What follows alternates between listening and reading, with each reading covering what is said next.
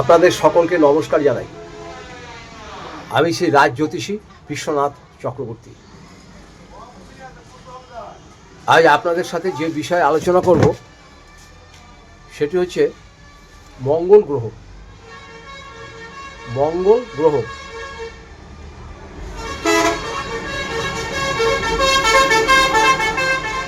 মঙ্গল গ্রহকে আমরা বলে থাকি সেনাপতি।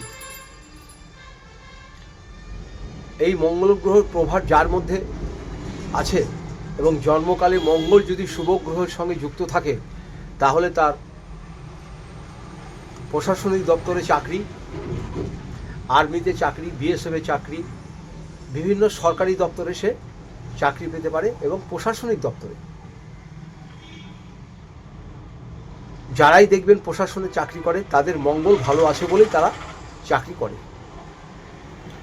এই মঙ্গল কিন্তু যেমন ভালো আছে, আবার মঙ্গল কিন্তু কিছু কিছু ক্ষেত্রে প্রচণ্ড পরিমাণে খারাপ করে। কোথায় কোথায় খারাপ করে? মাঙ্গলিক বিবাহিত জীবনে যদি মাঙ্গলিক থাকে তাহলে কিন্তু সেই বিবাহিত জীবন কোনো সময় শান্তি পাবে না। ছেলের ক্ষেত্রেও মাঙ্গলিক ক্ষেত্রে একই রকম ব্যাপার। মেয়েদের ক্ষেত্রেও মাঙ্গলিকও খুব খারাপ প্রভাব ফেলে। তো মঙ্গল কোথায় কোথায় থাকলে আমাদের অশুভ এবং খারাপ প্রভাব ফেলে এবং মাঙ্গলিক হিসাবে বিচার করে থাকে জ্যোতিষীরা। যেমন প্রথমত মঙ্গল যদি লগ্নে থাকে, মঙ্গল যদি সপ্তমে থাকে, মঙ্গল যদি অষ্টমে থাকে, আর মঙ্গল যদি দ্বাদশে থাকে, এটাকে মাঙ্গলিকভাবে বিচার করা হয়। তো যাদের মাঙ্গলিক আছে আমি শুধু আপনাদের অনুরোধ করে বলবো, ভালো অভিজ্ঞ জ্যোতিষীর কাছে যাবেন, তার পরামর্শ নেবেন, পরামর্শ নিয়ে মাঙ্গলিকটা কাটানোর ব্যবস্থা করবেন।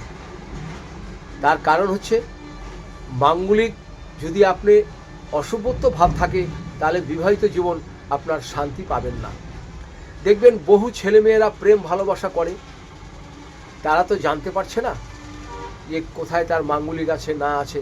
তারা একটা ছেলে একটা মেয়েকে ভালোবেসে বিয়ে করে ফেললো, 3 মাস পর থেকে লাগলো বিরাট অশান্তি, বিরাট অশান্তি।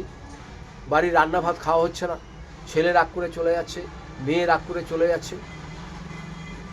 তারপরে আরও অশান্তি হচ্ছে, থানা, পুলিশ, আইন, আদালত, কোর্ট কাচারি, ডিভোর্স সব কিছু হয়ে থাকে এই মাঙ্গলিকের জন্য। তো আপনাদের অনুরোধ করে বলবো, মাঙ্গলিক ভালো করে বিচার করে তবেই কিন্তু বিবাহ দেবেন। সেই ছেলের ক্ষেত্রেও বলবো আর মেয়ের ক্ষেত্রেও বলবো। আর যদি মাঙ্গলিক কাটানোর ব্যাপার হয় আপনারা আমার সাথে যোগাযোগ করবেন, আমি মাঙ্গলিক কাটানোর ব্যবস্থা করে দেব।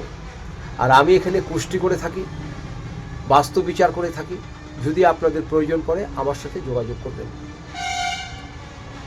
মাঙ্গলিক না কাটিয়ে বিবাহের দিকে অগ্রসর হবেন না, সে আমি ছেলেদের ক্ষেত্রেও বলবো, মেয়েদের ক্ষেত্রেও বলবো।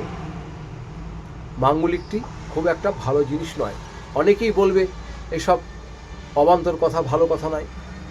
আপনারা মনের ভিতরে যদি বিশ্বাস থাকে আর যদি মাঙ্গলিক নিয়ে কোনো অশান্তি ভোগেন, বিবাহের আগে আমার সাথে যোগাযোগ করবেন।